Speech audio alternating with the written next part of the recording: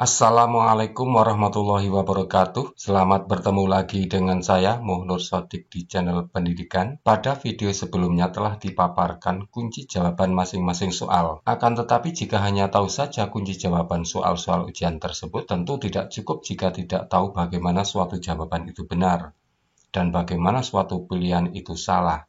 Pada kesempatan ini akan diulas dengan tuntas soal-soal tersebut. Yang suka dengan video ini, silakan tekan jempol ke atas.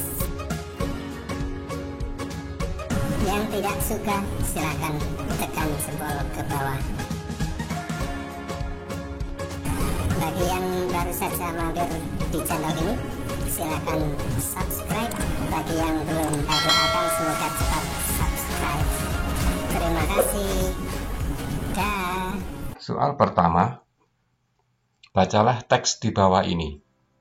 Ketika kita menghadapi sebuah soal yang pertama kali, yang diperhatikan adalah perintahnya. Perintahnya adalah bacalah teks di bawah ini.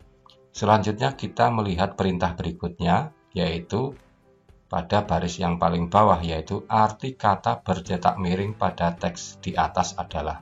Jadi ketika kita membaca bacaan tersebut, kita sudah mengetahui apa yang diperintahkan. Perintahnya adalah mengartikan kata bercetak miring pada teks. Kita akan melihat segera ketika kita membaca paragraf tersebut, kita segera menemukan kata yang bercetak miring. Kata bercetak miring pada paragraf tersebut adalah kata terinspirasi. Dalam kalimat Tari Ndolala terinspirasi dari serdadu Belanda pada saat beristirahat di kamp peristirahatan. Sebenarnya kita tanpa melanjutkan membaca sudah bisa menjawab soal tersebut. Meskipun sebaiknya kita membaca pula kalimat-kalimat berikutnya. Misalnya satu kalimat saja. Pada saat beristirahat para serdadu Belanda melakukan pesta dan berdansa. Di sini kita sudah bisa mengartikan kata terinspirasi. Terinspirasi artinya adalah terilhami. Soal selanjutnya adalah soal nomor 2. Kali lagi, di sini ada perintah, bacalah teks di bawah ini. Kita akan membaca teks yang berada di bawah perintah tersebut. Selanjutnya, kita juga akan melihat perintah berikutnya, yaitu pernyataan di bawah ini sesuai dengan isi teks di atas kecuali. Kita akan mencari teks atau kalimat yang tidak sesuai dengan paragraf tersebut, atau kalimatnya adalah Pantai Senggigi termasuk wisata andalan di Nusa Tenggara Barat. Seterusnya kita akan membaca dari A, B, C, dan D. Ketika kita membaca A, B, C, D, kita akan mengulang paragrafnya. Ketika kita membaca paragraf tersebut dan menghubung-hubungkan kalimat jawaban, kita akan segera menemukan apakah kalimat yang sudah terbaca tadi sesuai dengan pernyataan-pernyataan di dalam paragraf. Pantai Senggigi termasuk wisata andalan di Nusa Tenggara Barat. Kita akan melihat bahwa Pantai Senggigi merupakan salah satu wisata andalan di Nusa Tenggara Barat. Berarti pernyataan A ini sesuai dengan paragraf. Selanjutnya, misalnya di sini sudah ada kunci jawabannya B. Apakah jawaban B itu merupakan jawaban yang tidak sesuai dengan paragraf tersebut? Ada kata Pura Bolong menjadi pelengkap wisata di Pantai Senggigi. Pernyataan B ini, Pura Bolong berada di sepanjang Pantai Senggigi, padahal yang berada di sepanjang Pantai Senggigi itu bukan Pura Bolong, tetapi pantai. Selanjutnya, yang nomor 3, masih dengan perintah bacalah teks di bawah ini. Soal bahasa Indonesia itu sering diawali dengan bacalah teks di bawah ini. Tetapi kita tidak harus selalu membaca dengan penuh. Bisa jadi kita hanya membaca sebagian saja apabila kita sudah mengetahui jawabannya, bagaimana perintahnya. Hal yang membuktikan bahwa mereka baru saja menyeberangi lautan ditunjukkan pada kalimat menyeberangi lautan. Kita akan melihat kalimat-kalimatnya di sini, kalimat 1, kalimat 2, kalimat 3, kalimat 4, dan kalimat 5. Adakah yang berkaitan dengan menyeberangi lautan? Akan kita lihat. Pasukan siluman serigala mulai menginjak pulau Tanah Modo, susul menyusul bagai air. Di sini kita sudah dapat menemukan bahwa kalimat yang membuktikan mereka baru saja menyeberangi lautan ditunjukkan pada nomor 2. Kalimat yang membuktikan bahwa mereka baru saja menyeberangi lautan ditunjukkan pada kalimat nomor 1. Andai kita teruskan dengan kalimat berikutnya, maka tidak akan kita menemukan bahwa mereka baru saja menyeberangi lautan. Misalnya, tubuh mereka besar-besar dengan sorot mata tajam. Ini tidak ada kaitannya dengan menyeberangi lautan. Dan apabila kita teruskan dengan kalimat ketiga, kalimat keempat, dan kalimat kelima akan menemukan hal yang sama. Meski begitu, sebaiknya kita memang harus membaca secara keseluruhan. Tetapi apabila kita sudah menemukan kata kuncinya atau kalimat kuncinya, tentu hal ini tidak perlu. Kita lanjutkan ke soal berikutnya. Komentar yang tepat untuk menanggapi isi tabel tersebut.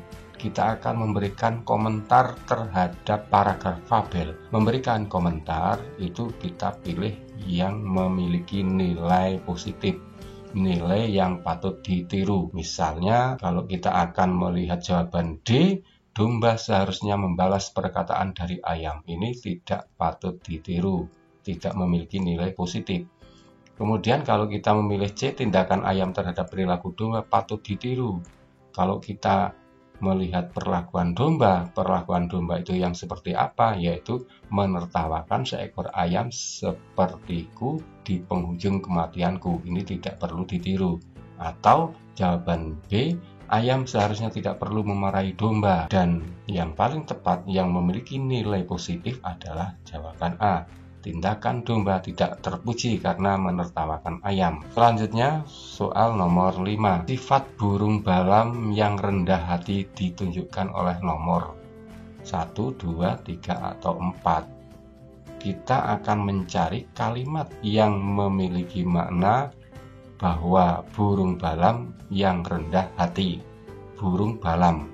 Sekali lagi, ini adalah menjadi kata kunci, burung balam yang rendah hati.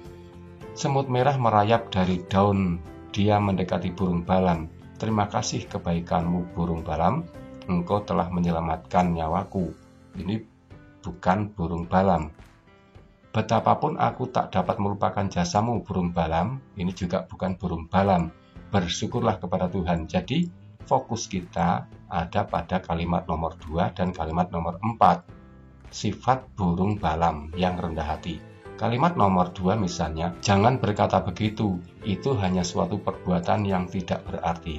Kalau kita memperhatikan nomor 4, bersyukurlah kepada Tuhan dan berhati-hatilah, jangan sampai kau terjatuh lagi ke dalam air, selamat tinggal, ujar burung balam. Di sini kita melihat kemungkinan jawaban ada pada nomor 2 atau nomor 4, sehingga dengan dua pilihan yang mungkin, kita akan memilih yang paling dekat dengan sifat rendah hati, yaitu ketika semut merah mengucapkan terima kasih kepada burung balam. Burung balam menyampaikan bahwa hal itu hanya suatu perbuatan yang tidak berarti. Inilah petunjuk bahwa burung balam itu rendah hati ditunjukkan pada nomor 2. Selanjutnya masih berkaitan dengan bacaan sastra. Nilai moral yang dapat dipetik dari cerita itu adalah nilai moral. Di sini adalah nilai yang positif. Bagaimana di sini diceritakan burung gagak itu? Perhatikan teks berikut. Burung gagak yang haus itu hinggap di mulut kendi dan menjulurkan lehernya sedalam mungkin ke dalam mulut kendi. Akan tetapi, walaupun dia telah berusaha sekuat tenaga, paruhnya belum dapat mencapai air. Ini kita mengira-ira bahwa burung gagak tersebut tidak putus asa di dalam mencapai tujuan. Ini tidak ada kaitannya dengan untuk dapat bertahan hidup kita perlu makan. Berjuang dengan berbagai cara untuk mendapatkan tujuan, tentu ini memiliki nilai tidak begitu terpuji. Perlu kelicikan, apalagi jawaban D. Perlu kelicikan untuk mencapai tujuan, sehingga jawaban yang paling tepat tidak putus asa dalam mencapai tujuan. Selanjutnya nomor 7, ini berkaitan dengan kata simbol. Makna simbol dari aba-aba. Dalam paragraf tersebut ada kata aba-aba, yaitu kuda memberikan aba-aba. Mengapa saya langsung membaca dari sini, bukan dari awal? Karena di sini sudah jelas yang dimaksudkan dengan soal itu adalah kata aba-aba. Aba-aba itu jelas bukan arahan, bukan tanda, bukan larangan, tetapi sebuah perintah. Selanjutnya, nomor 8, prosedur membuat es kepal Milo. Kita akan menemukan bahwa dalam kalimat yang dimaksudkan yang menjadi pilihan itu ada kaitannya dengan kalimat sebelumnya dan kalimat sesudahnya. Kalimat sebelumnya yaitu campur Milo bubuk dengan kental manis coklat hingga rata. Perhatikan kalimat sesudahnya. Tambahkan air panas sedikit demi sedikit agar campuran Milo dan coklat tersebut makin kental sempurna. Akan melalaikan kalimat nomor 4 dan nomor 5. Campur Milo bubuk dengan kental. Tentu saja bukan aduk campur Milo hingga menggumpal, malah justru dihindari kata menggumpal itu. Sehingga dengan memperhatikan urut-urutan kalimat tersebut, seharusnya kalimat itu pastikan tidak ada bubuk Milo yang menggumpal, sehingga jawabannya ada pada jawaban D. Selanjutnya nomor 9. Nah, nomor 9 ini adalah cara mencuci tangan dengan sabun. Kita akan memperhatikan jumlah petunjuk itu ada 10 kalimat. Tetapi dengan memperhatikan pilihan jawaban A, B, C, D dimulai dengan angka 1 semuanya, kecuali pada D. D itu dimulai dengan angka 2. Angka 2 ini dengan kalimat yang nomor 2. Gosoklah punggung tangan dan sela-sela jari tangan kiri dengan tangan kanan. Begitu pula sebaliknya secara perlahan. Nomor 2 ini belum komunikatif karena kita tidak tahu apa yang diinginkan oleh paragraf tersebut. Tetapi perhatikan urutan nomor 1. Dengan memperhatikan urutan nomor 1 ini, nomor 2 kita lalaikan sehingga jawabannya tinggal nomor A, B, atau C. D kita buang. Nah, sekarang setelah kita memastikan bahwa jawaban itu dimulai dari angka 1, maka selanjutnya apakah diteruskan dengan angka 2, angka 3, atau angka 6? Angka 2, gosoklah punggung tangan dan sela-sela jari tangan kiri dengan tangan kanan, begitu pula sebaliknya secara perlahan. Tentu saja ini bukan merupakan urut-urutan yang baik. Basahi tangan hingga pergelangan tangan dengan air yang mengalir, kemudian tuangkan sabun ke dalam tangan 2-3 tetes. Tentu di sini tidak langsung gosoklah punggung. Nah, kalau kita melanjutkan dengan nomor 3, pasangkan kedua tangan kanan di atas hingga jari-jari tangan dalam keadaan saling mengunci, lalu gosokkan secara perlahan dan ulangi gerakan tersebut dengan posisi tangan kiri di atas. Kan memperhatikan pula jawaban yang C dengan adanya nomor 6. Apakah ada hubungan kalimat antara nomor 1 dengan nomor 6? Kita akan membuktikannya. Setelah basahi tangan hingga pergelangan tangan air yang mengalir, kemudian tuangkan sabun ke dalam tangan 2-3 tetes. Kalimat nomor 6, gosoklah telapak tangan secara perlahan dengan gerakan memutar 4 ruas jari tangan yang lain hingga sabun berbusa dan lakukan secara bergantian. Maka yang masuk logika kita adalah yang jawaban C dengan urutan 1, 6, 2, dan seterusnya sampai dengan nomor 10. Jadi tanpa kita membaca sampai dengan nomor 10, kita sudah bisa menjawab jawaban soal nomor 9 tersebut. Nomor 10, cermati data laporan berikut. Data laporan. Berdasarkan data tersebut, bentuk laporan yang tepat. Bagaimana caranya? Caranya adalah dengan memperhatikan data yang ada di dalam soal tersebut. Jawabannya harus sesuai benar dengan data yang ada. Misalnya, apakah jawaban itu ada pada A? Telah terjadi banjir di kota Jakarta pada Selasa 5 Januari 2021. Benar, di sini ada pernyataan Selasa 5 Januari 2021 terjadi banjir di Jakarta. Kemudian banjir merendam 143 RT. Di sini pun ada banjir merendam 143 RT. Kemudian RT yang terendam paling banyak di Jakarta Barat. Betul, RT yang terendam banjir paling banyak di Jakarta Barat. Kemudian ketinggian air antara 10 sampai 80 cm. Ada pernyataan ketinggian air 10 sampai 80 cm. Banjir rata-rata mulai terjadi pada pukul 06. Ada pernyataan banjir rata-rata mulai terjadi pada pukul 06, tetapi tidak dilanjutkan dengan data surut pada waktu yang beragam, yaitu pukul 09.50 dan seterusnya sampai dengan kalimat terakhir. Berarti A bukanlah jawaban. Kemudian jawaban B, pada Selasa 5 Januari, betul, ini ada pernyataan Selasa 5 Januari. Kemudian banjir tidak menelan korban jiwa. RT yang terendam banjir paling banyak di Jakarta Barat. Betul, di Jakarta Barat ketinggian air rata-rata 10-80 cm. Banjir rata-rata mulai terjadi pada pukul 06 WIB dan surut pada waktu yang beragam antara lain pukul 09 sampai dengan 22 WIB. Di sini kekurangannya ada pada banjir yang merendam 143, berarti jawaban B ini tidaklah lengkap. Kemudian kita perhatikan pula jawaban C. Jawaban C, ada kota Jakarta terendam banjir 5 Januari 2021, ada pernyataan di atas juga ada. Kemudian banjir merendam 143 RT, betul. Ketinggian air antara 10-80 cm. Banjir rata-rata mulai terjadi pada pukul 06 WIB dan surut pada waktu yang beragam, yaitu 09 sampai 22 WIB. Banyak warga yang mengungsi ke tempat saudara mereka. Kekurangannya adalah bagian yang terakhir di sini. RT yang terendam banjir paling banyak di Jakarta Barat. Di dalam pernyataan C tidak kita temukan, sehingga C ini bukan merupakan jawaban. Sekarang kita akan melihat jawaban D yang merupakan jawaban. Di jawaban D ini lengkap informasinya berdasarkan data. Kemudian nomor 11, Badan Nasional Penanggulangan Bencana BNPB menyatakan status Gunung Slamet meningkat ke level waspada. Masyarakat diimbau untuk mewaspadai aktivitas gunung tersebut. Cuplikan teks berita tersebut berkaitan dengan unsur apa, bagaimana, di mana, kapan. Kata apa menunjukkan sesuatu apa yang terjadi. Kemudian bagaimana menunjukkan proses terjadinya sesuatu, kemudian di mana itu menunjukkan tempat, kapan menunjukkan waktu. Tidak kita temukan proses, tidak ditemukan di mana tempatnya, tidak ditemukan kapan waktunya, sehingga kita menemukan jawaban yang paling tepat adalah jawaban A. Yang suka dengan video ini silahkan tekan jempol ke atas. Yang tidak suka silakan tekan jempol ke bawah.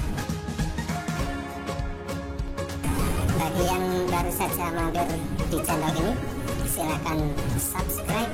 Bagi yang belum, saya doakan semoga cepat subscribe. Terima kasih. Dah. Selanjutnya nomor 12, perhatikan teks berikut. Kalimat yang berupa pendapat. Kata pendapat berlawanan dengan kata fakta. Berarti kita akan menemukan kata yang merupakan pendapat atau kalimat yang berupa pendapat sebagai lawan kalimat yang berupa fakta. Yang berupa pendapat itu adalah subjektif dan fakta itu adalah objektif. Kita lihat kalimatnya. Udara di Bogor terasa dingin. Dingin merupakan pendapat.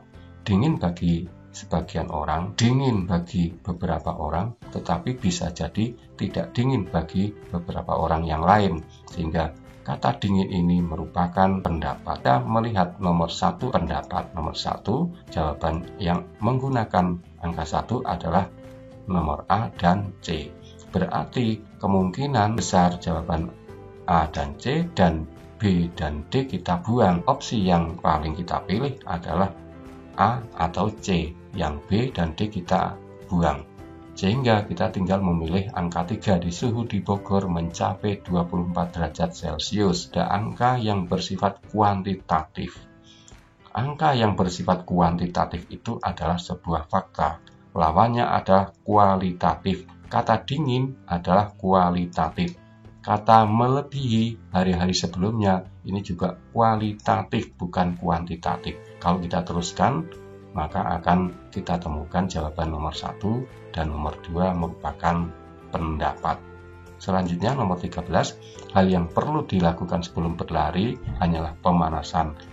Ini kita menemukan kata hidrasi, rehidrasi, dehidrasi, atau overhidrasi. Berkaitan dengan kalimat tersebut, tentu kita akan memilih dengan dehidrasi. Butuhkan adalah kekayaan kosakata yang kita miliki bersama, sehingga dengan mudah kita bisa menjawab soal ini dengan jawaban C. Nomor 14, kata kegusaran memiliki makna marah, sehingga kalau kemudian ada jawaban kebingungan, kepanikan, dan keresahan bukan merupakan jawaban. Variasi kata bergaris bawah pada kalimat di atas dapat diganti dengan kata yang bermakna sama, yaitu kemarahan. Bermakna sama. Kegusaran, kalau kita melihat kamus, kata kegusaran itu memiliki makna kemarahan. Selanjutnya, soal yang terakhir untuk sesi kali ini, yaitu tentang variasi kalimat. Variasi kalimat yang ditunjukkan pada nomor 5 itu kalimatnya, walau sudah basah, dia berharap kayu masih tetap bisa digunakan. Variasi yang kita cari adalah variasi yang sama dengan makna kata tersebut meskipun urutannya berbeda atau dengan kalimat-kalimat yang berbeda tetapi memiliki makna yang sama. Contohnya, misalnya kalau kita memilih meriah berusaha menggunakan kayu basah untuk memasak. Nomor 5 di sini tidak berkaitan dengan memasak, tetapi bahwa kayu itu digunakan meskipun terdapat atau tersirat makna memasak. Kita akan melihat jawaban-jawaban yang lain. Kayu yang basah diharapkan masih mampu digunakan untuk hal lain. Hal lain di sinilah yang menjadi penolak bahwa B ini bukan jawaban. Karena apa? Kata untuk hal-hal lain, padahal yang dimaksudkan adalah untuk memasak. Kemudian kayu yang basah bukan menjadi halangan baginya untuk tetap memasak. Yang dimaksudkan adalah meskipun sudah basah, dia berharap kayu masih tetap bisa digunakan. Sehingga jawaban yang paling tepat berharap. Ada kata berharap, maka jawaban D juga berharap. Sehingga jawaban untuk nomor 15 adalah D. Dan pembahasan soal semoga bermanfaat. Saya akhiri. Sampai ketemu lagi pada video berikutnya. Assalamualaikum warahmatullahi wabarakatuh. Bagi yang baru saja mampir di channel ini, silahkan subscribe. Bagi yang belum, saya doakan semoga cepat subscribe. Terima kasih. Dah.